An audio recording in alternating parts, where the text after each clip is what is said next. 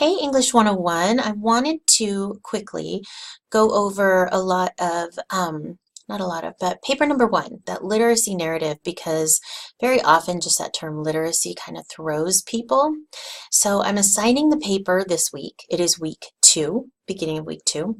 It's not due until the end of week three.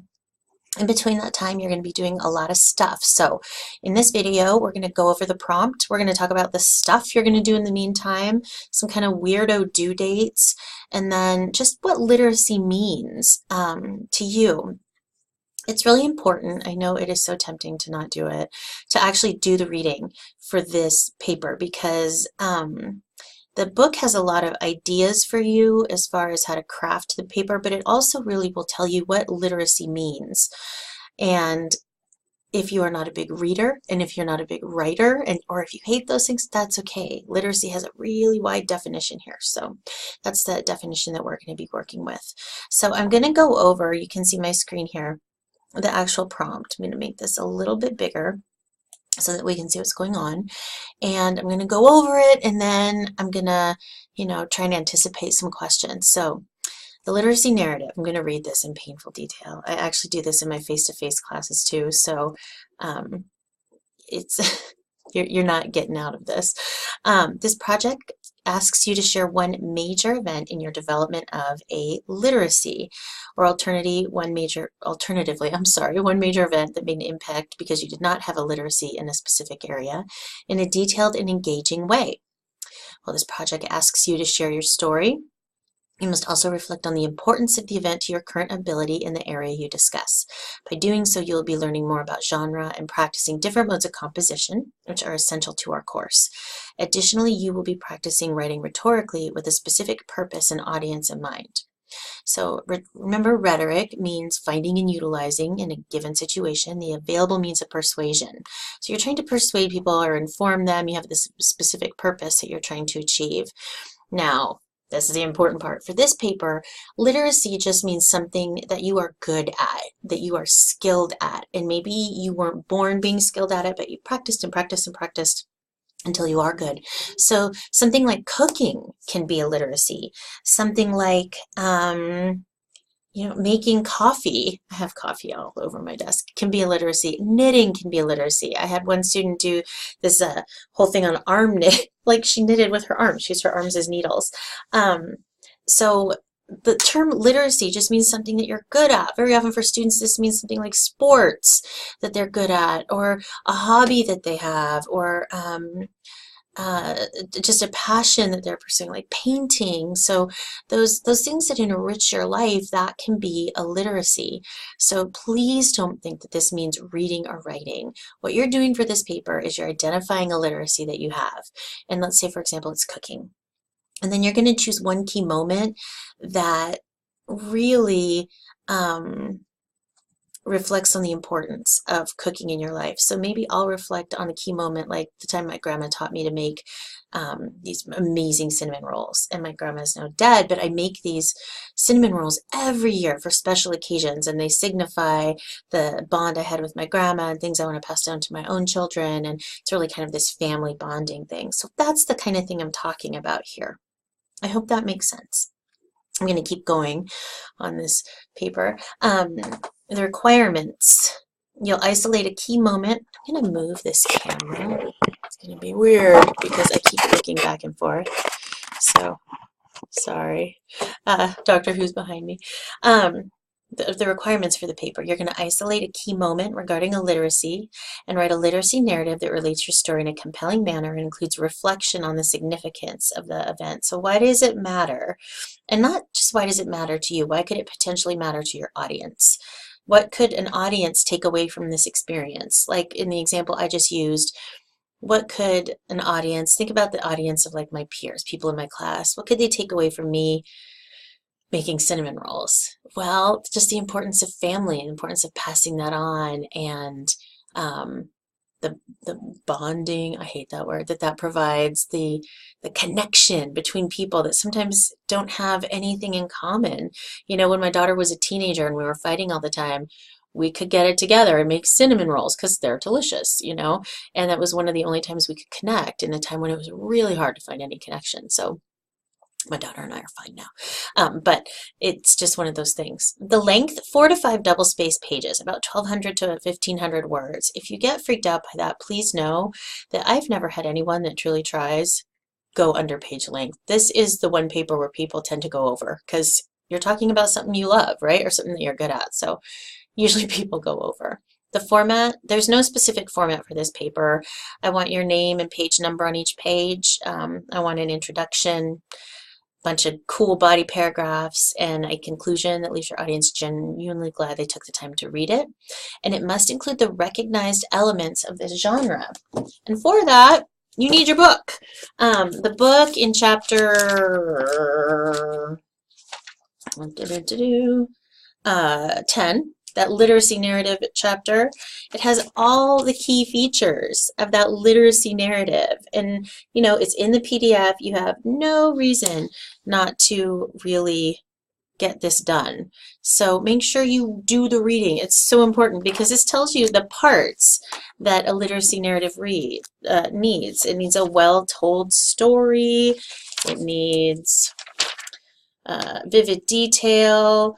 It needs some indication of the narrative's significance. It even has this handy-dandy guide to writing the literacy narrative. And you have a lot of work that you have to do with that kind of stuff this week. So make sure you have your book or you read the book. I have the PDF of chapter 1 for you.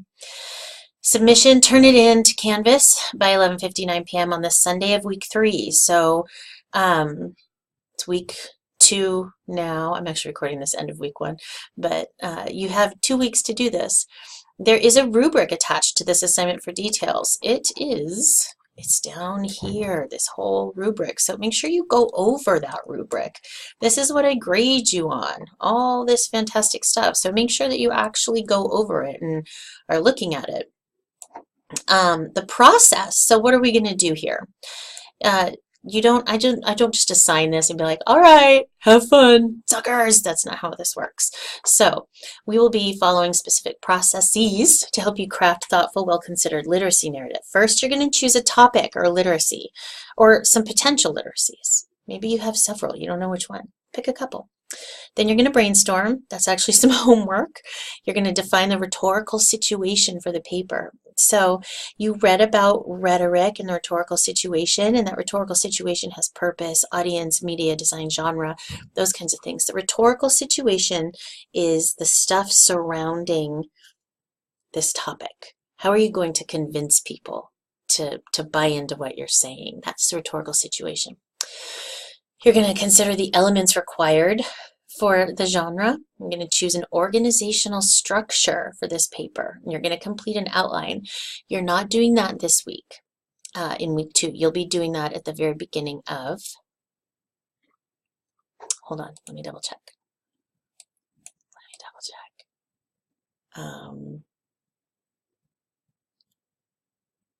Yeah, you're going to be doing that at the beginning of week 3. I'm sorry, I broke these up on purpose, but I couldn't remember if I did it this quarter or not. You're going to write a draft. You're going to complete a peer review workshop that happens in week 3. You're going to revise and edit your draft, and you're going to turn in your final draft. So this week, week 2, you have a bunch of stuff that you need to do that's due on Sunday. Next week, week 3, is weird because you have a draft due on Tuesday of week 3. You're going to have a peer review that you have to complete by Thursday of week 3, and then your final draft is due Sunday. So on these weeks where we have drafts and peer reviews, you have some weirdo dates besides just Sundays. And I know that that's a little bit weird, but that's so that we can get feedback done. Due dates. This has the important due dates, not all of them, but the important one. Week 2 is your introduction to paper number 1. You're going to be doing your brainstorming stuff this week. Week 3, you have your draft due Tuesday, peer review due Thursday, final draft due Sunday. So I want you to really be able to gauge your time. It is so important that you do all of the reading, not because I want to torture you, but because there are samples of literacy narratives in there so that you can get an idea of what you can do. And as you're thinking about literacy narratives, keep in mind that rhetorical situation and like the media and the design. You can add pictures to this. You can add videos. So if you're doing something on like soccer and you talk about how you made your first goal, you can include a an inspirational video of Abby Wambach making a goal, or something like that, or of yourself making that first goal if it's on video. So you can include other types of media in this paper, and you should if it helps your readers gain an understanding. This is worth 100 points, and so that's what you're going to be doing this week. This week, what do we have going on here? I'm going to move this over just a little bit. You have a weekly overview I want you to read. You have this chapter 10, chapter 25, and chapter 27 that I want you to read. You have the Introduction to Literacy Narrative assignment, Literacy Narrative discussion that I want you to do. I want you to read the prompt, and then I want you to start this brainstorming. So the literacy narrative discussion, the Introduction to Literacy Narrative assignment is just having you look at different readings that you did. And I want you to answer those questions. The literacy narrative discussion is where you're going to talk with your classmates about what you guys all think about this Rebel Music. Is that the one? Yeah, Rebel Music in chapter 59, what you think of that literacy narrative. Then I want you to read this whole prompt for paper number 1, although I just read through it. Then I want you to start the brainstorming. And the brainstorming it's a lot, so leave yourself lots of time. Chapter 27 is really helpful for this assignment, but I want you to brainstorm several different literacies that you have. I want you to write a 1-page narrative. You're going to choose a potential topic and brainstorm.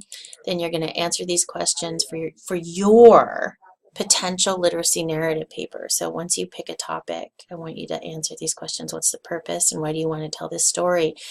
I want you to answer each of these questions within the paragraph. Take your time with this. Leave yourself plenty of time to do this assignment because it takes a while. And really answer all these questions carefully, thoughtfully, with as much detail as possible. The bonus of this is once you complete this, you really have kind of a blueprint. You've thought through the why and how you're going to do this, and writing it becomes a little bit easier, or a little more thorough. So make sure that you do this. Make sure you leave yourself plenty of time. If you have any questions, please do not hesitate to let me know. And I think that's it. I hope you have a good week 2 English 101 class. Bye.